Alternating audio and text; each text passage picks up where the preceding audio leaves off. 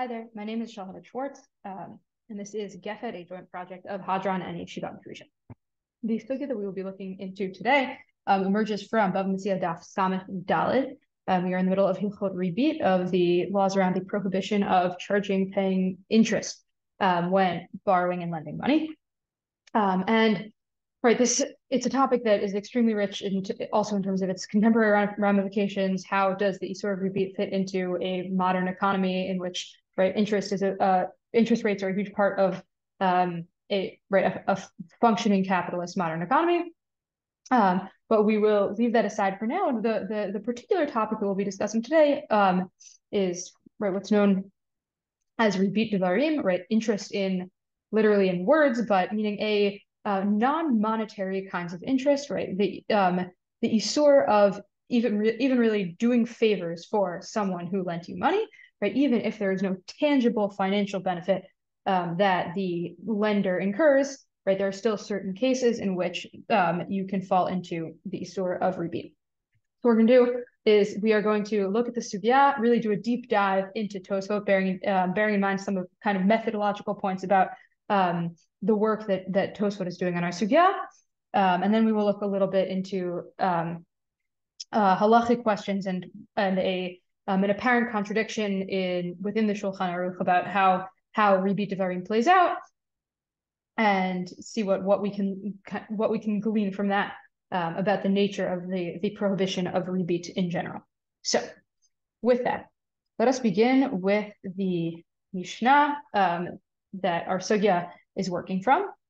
So what does the Mishnah say? Hamalved chavero, where one who lends money to his fellow, lo yidor b'chatzero chinam, v'lo yiskor mimenu b'pachot, cannot live on the lender, the money lender, person owed money, can't live on the property of the borrower for free, and can't basically take a rent decrease or a rent discount. Why? Because that is considered to be interest.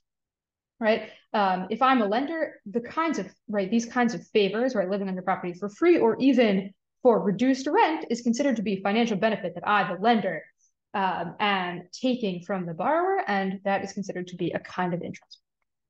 So that's the Mishnah. On the Mishnah, what do we have? We have Rav Yosef Bar Menumi Amar B'Shem Rav Nachman, saying we have a memra in the name of Rav Nachman, and what is it? Afal Pisha Amru Hadar B'Chatzer Chavero Shelo Mida'ato Eino Tzarich La'alot Lo Schar Hilvahu Hadar B'Chatzero Tzarich La'alot Lo Schar. So Rav Nachman is referring to a sugya that actually appears in Bava Kama. We'll go into it a little bit more soon. The sugya there is about what is commonly referred to as zen neheneh v'zelo chaser, a case of one who incurs financial benefit without causing another person to incur financial loss. So the classic case of that is brought in the Gemara there is the case of a squatter, the case of a dar chatzer chavero shelo midato, someone who lives on someone else's property without them knowing about it, So the question in that sugya, does hadar b'chatzer chavero shelo midato, someone squatting, do they have to pay or do they not have to pay? Because the other guys didn't know about it. So Rav Nachman says, even though there we say that actually we paskin that a squatter does not have to pay rent. If I, the squatter, actually lent money to the person whose property it is, if the property owner borrowed money from me, then I would have to pay him. Why? Because there is the Ribit problem that we just saw in the Mishnah. There's a problem of I'm basically taking a favor from him, and therefore which is considered to be a kind of interest. So that's Rav Nachman. Now, what is the Gemara has a kushya on Rav Nachman? My on Tanina. The Gemara asks Rav Nachman, or asks on Rav Nachman, what are you being machadesh? What are you what are you adding to what we already have in the Mishnah? What we just saw in the Mishnah. We just saw the Mishnah. The Mishnah says you can't live on their property for free. That's considered to be Ribit. That's the Gemara's question on Rav Nachman. The Gemara answers, if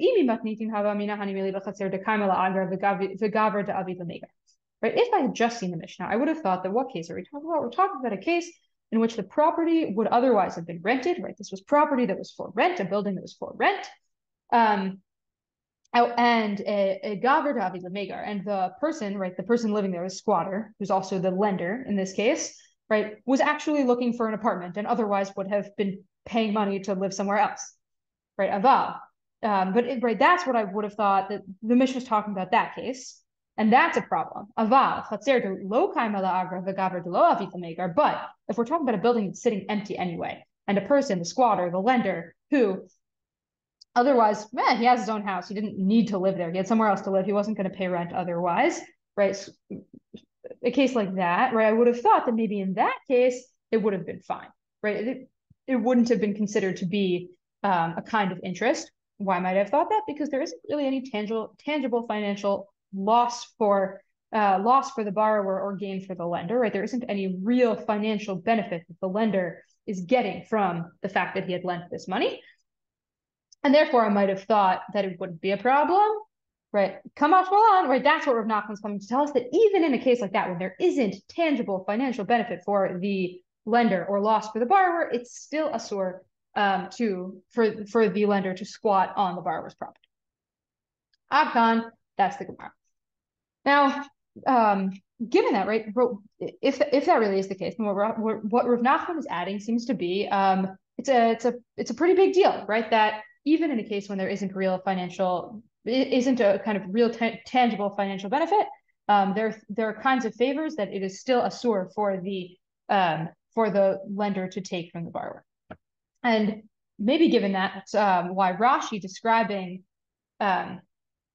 what's going on here, right, calls this case, right, calls what Rav Nachman's talking about nichse kiribit, right? It's not that he doesn't call it interest, he calls it the appearance of ribit, right, the appearance of interest, and which maybe kind of brings the volume of this whole discussion down a notch.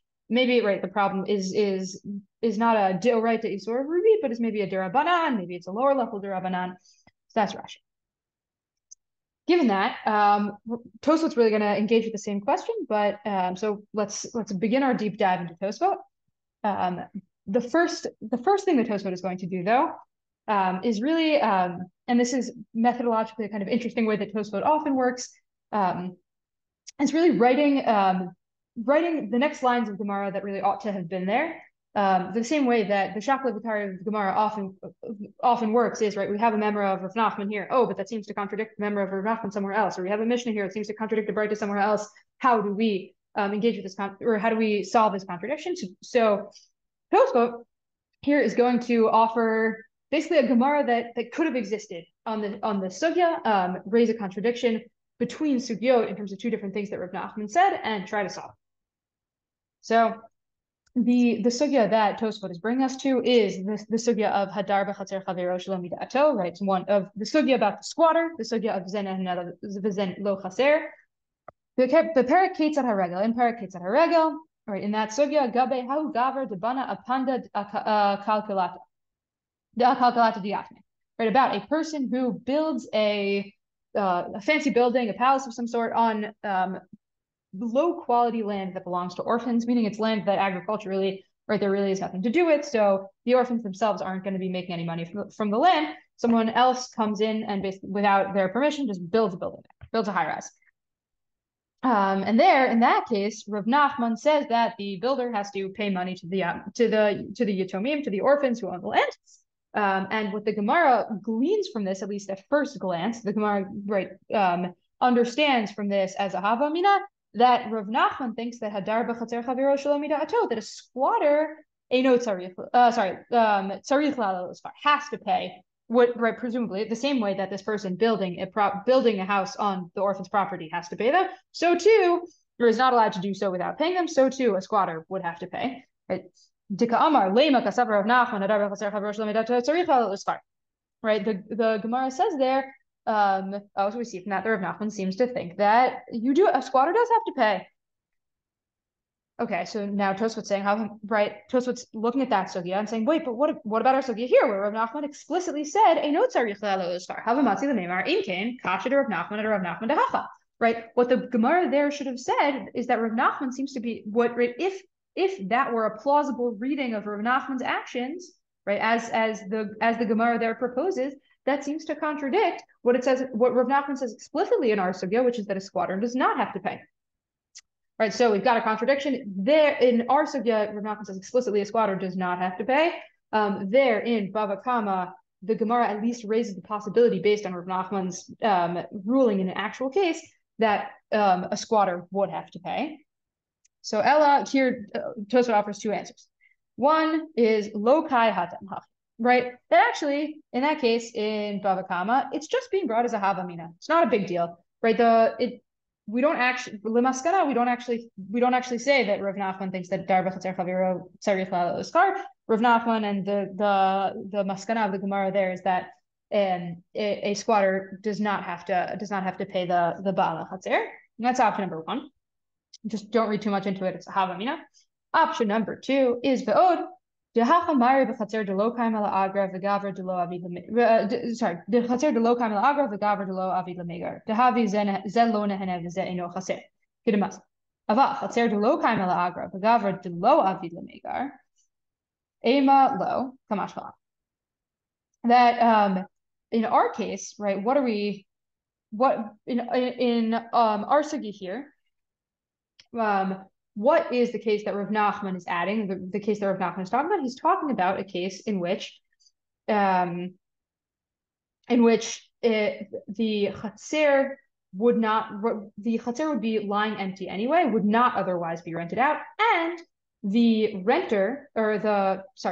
squatter would not otherwise be renting other property. So, right, it's a case in which there's neither tangible financial loss for the property owner, aka borrower, nor is there tangible financial benefit for the squatter, aka lender. And in that case, it's clear to Rav Nachman that in a case where zel lo nehenev is zel lo chaser, right, nobody is having any tangible financial loss or benefit.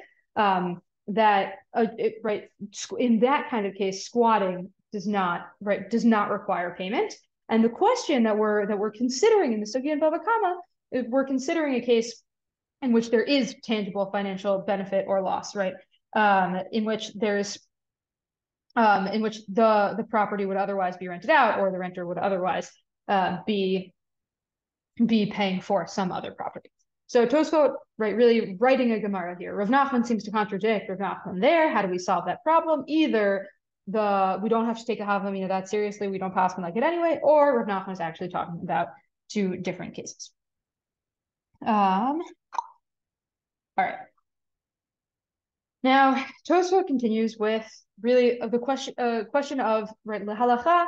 How do we paskin on a particular question that the sugya also deals with, which is how much does this Issur of favors, fundamentally, of right the borrower doing the lender a favor, does that Issur only apply to a case when that is the kind of precondition of the loan, or is it the case that whenever there is a loan, a kind of an active or whenever there's a loan between two people, all of a sudden all favors really become off the table? So what is Tosfot paskin? That even if it's not a condition of the loan, no matter what, right? Once there's a loan, favors are off the table, are prohibited. Bases this on Rabba later in the sugya. If that's the case, though, this kind of can pose a real practical challenge, which is that ultimately the Issur of repeat, right, is the Issur of interest is meant to make it harder for people to take advantage of one another. But if we end up taking that Issur so far as to totally prohibit favors from the minute that there's any kind of economic or transactional relationship between two people, like, does that mean that just because I owe you money, I can't be nice to you anymore?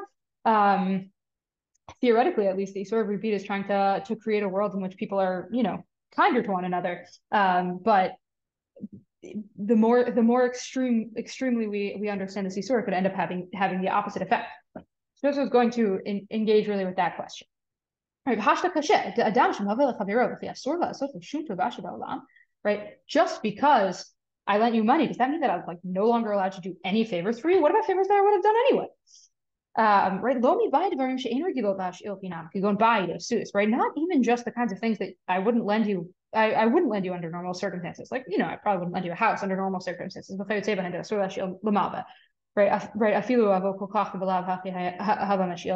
Not only things that, like, okay, what if the lender likes the borrower and wants to do him a favor, right? Not only things that the kinds of objects that don't normally get, lent out willy-nilly, that's asur. Ela afilu devarim sheragil lashil chinam la'acherim she'ein regilot litol schar mehem yehei asur.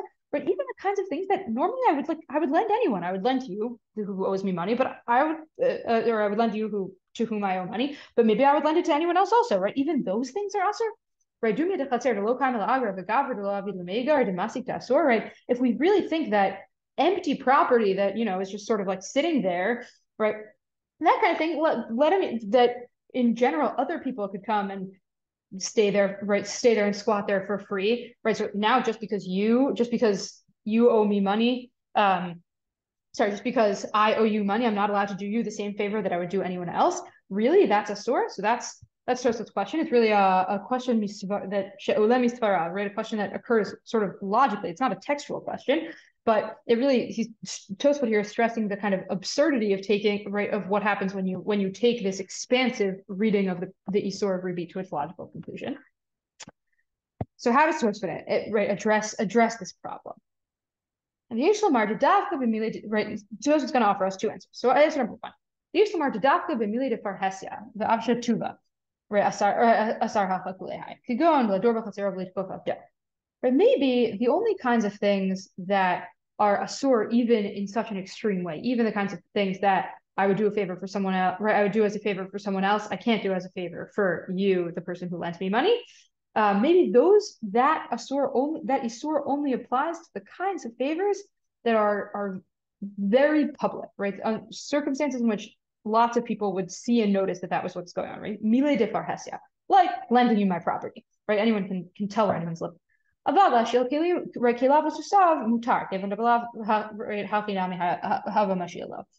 but smaller objects, normal interpersonal interactions, right? If it's the kind of favor that I would have done for you anyway, that's not actually dependent on the loan, on the fact that I owe you money, then I would be able to do it, even in a case in which I owe you money.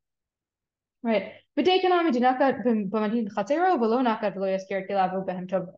So, right, Tosfot here is medayik in the language of the Mishnah, right? Is doing a close reading of the Mishnah and says, what's the case that the Mishnah is actually talking about? The Mishnah is talking about lending you property, right? It's not talking about lending you kind of smaller objects. It's talking about cases that are that are more serious, more publicly noticeable. That's Tosfot's option number one. Option number two is that Tosfot is going to build a different kind of distinction. So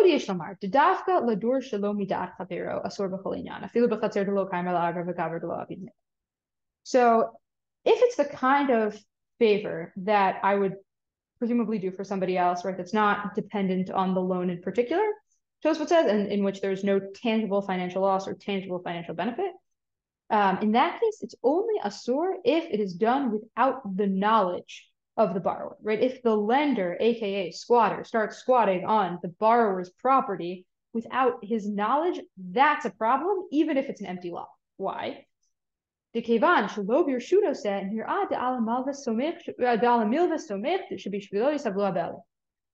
If I'm not asking permission, if I, the money lender, want to squat on the property of the guy who owes me money, and I do it without permission, makes it look like, what am I assuming? I'm assuming that he's going to let me get away with it because he owes me money. It is just, right. There's a kind of assumption, or at least the way that it looks, is that I'm relying on the loan to kind of give me some credit with this person, this person whose property I'm squatting. Aval. But if I ask for permission, the only kind of thing that is a problem is the kind of thing that right, the only kind of favor that's actually a problem is the kind of favor that emerges sort of because of the loan, right? That were it not for the loan, he wouldn't have done for me, right? Right, bringing in another sugya at the end of the parak that Or it talks about a problem with greeting someone to whom I owe money. Right?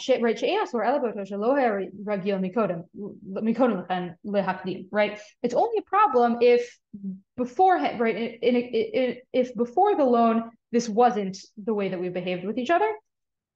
Right, the only kinds of behavior that are asur are behaviors that actually emerge out because of this loan or out of this loan. Only the kinds of favors that I wouldn't have done for you were it not for the loan. So answer number 2 of Tosfot is to say that there are actually two different kinds of things that could be asur, right? One is even the kinds of favors that I would do for someone else, I'm not allowed to do for someone who I owe money to. Even the kinds of favors that I would do for someone else, I'm not allowed to do for someone who I owe money to if he basically takes it without letting me know, without permission, because it makes it seem like he's relying on the fact that I owe him one. That's option number 1. Option number 2 are the kinds of things that really there's tangible financial loss, tangible financial benefit I wouldn't have done were it not for the loan that was between us. In that case, in that case, even if I know about it, it's a problem. So now, which of these cases is the Mishnah referring to? Tosfot asks. Right? What does Tosfot say? Tosfot says that the Mishnah is referring to a case in which it seems like the owner of the property, aka the borrower, knew about what was going on.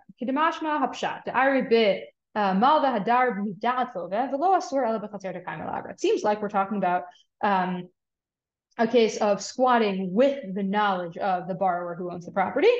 Right, and it seems like in that case, we are talking about property, not a lot that's sitting empty, but property that is actually for sale. Right, where it says you can't rent it to him for less money, right? Give him a rent discount, right? Right, it seems like in that case, there's full knowledge between the lender and the borrower that the person is renting his property, and the problem is that he's renting or living on the property for either no money or less money than he otherwise would have were it not for the loan that already existed. Right, so the Mishnah is talking about track 2 of Issur, even midat, even with the borrower's knowledge, it's still a problem if it's the kind of thing that the kind of deal or favor that from which there's actual financial benefit for the lender. It really emerges as a result of this business relationship that exists between the lender and the borrower. Right, right now, going back to the discussion with Rav Nachman, right, when Rav Nachman is adding on this extra case of without the knowledge of the property owner, and also without any kind of tangible financial benefit or loss for either side. But Rav Nachman's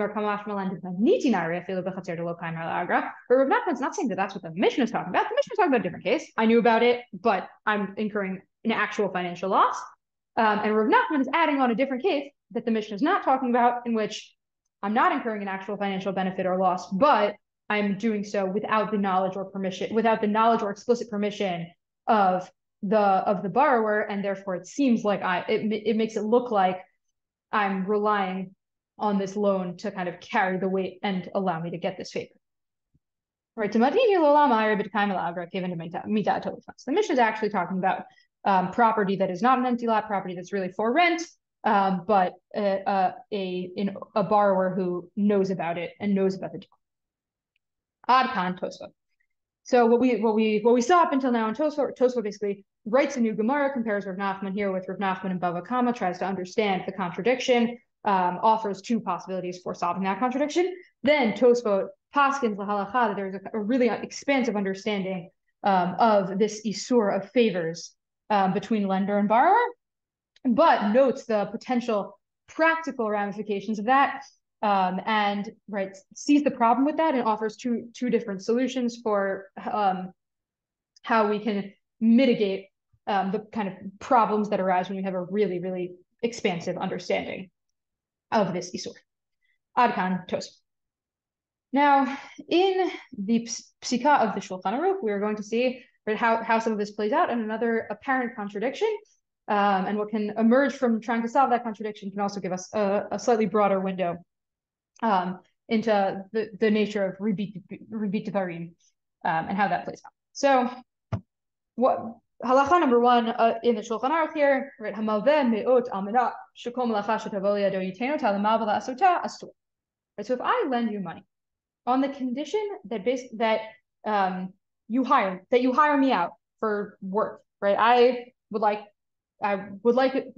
contracting jobs, doing whatever X, Y, and Z. And I lend you money on the condition that if you're hiring for anything, you hire me first. That Shulchan Aruch paskins Issur, not allowed. That's halacha number one. Halacha number two. So we're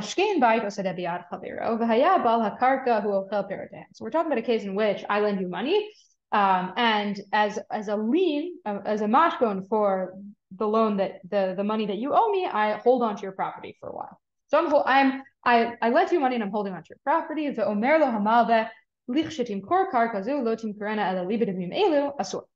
And I want, as part of this deal in which I'm lending you money and holding onto your property, I say, if you sell this property, if you decide that you want to sell this property, I get dibs, and for this price, like X, Y, and Z dollars. That's right. I'm setting a price in advance for if you sell this property, I get dibs on it for that price. That the Shulchan Aruch says is Issur. But aval, ima marlo al timkarena li ela b'shovya ve'aminat kenan imaveotcha.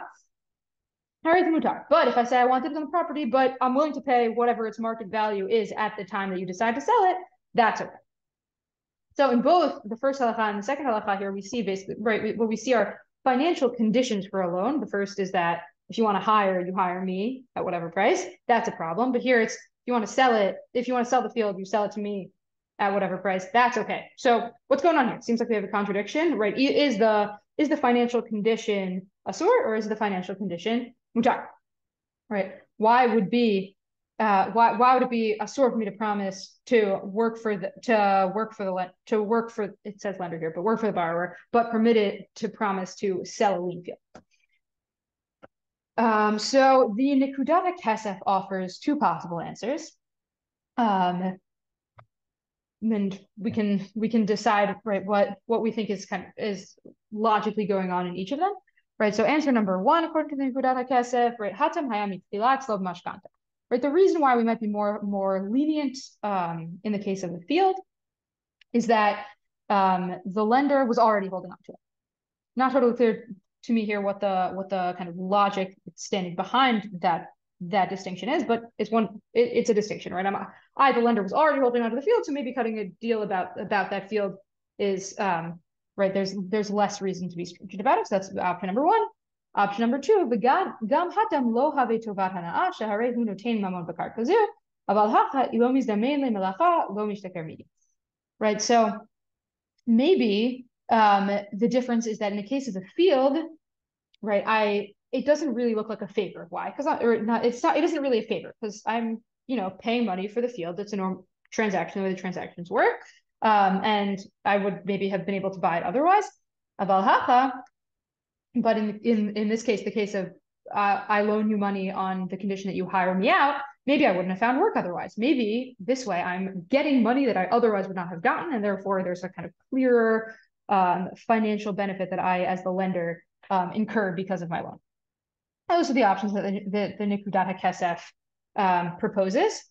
Rabbi Issur Weiss actually offers another solution that maybe is what is going on in the second answer of the Nekudat HaKesef, but gives us a slightly larger, right, kind of it brings in a slightly broader understanding of really what's going on with ribit devarim in the first place.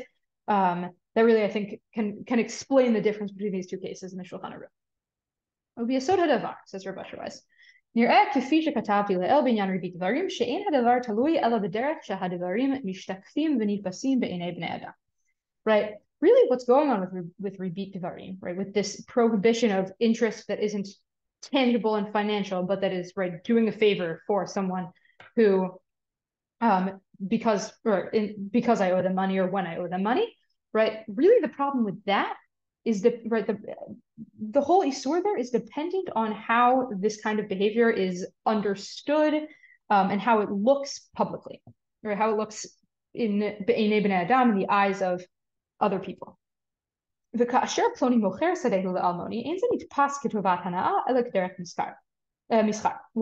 sell you my field, even if that was part of the condition of our loan, it doesn't look like I'm doing you a favor. It just looks like this is a business transaction. It's a sale. But if I promise that I'm going to give you work, right? I've done you a big favor, right? It really looks like I'm doing you a favor. Right?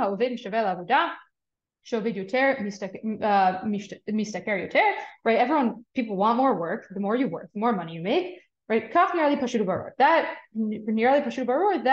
really the distinction here is about how this is kind of publicly, how these behaviors are publicly interpreted. Is this the kind of behavior that is understood to be just an additional business transaction, or is it understood to be a favor?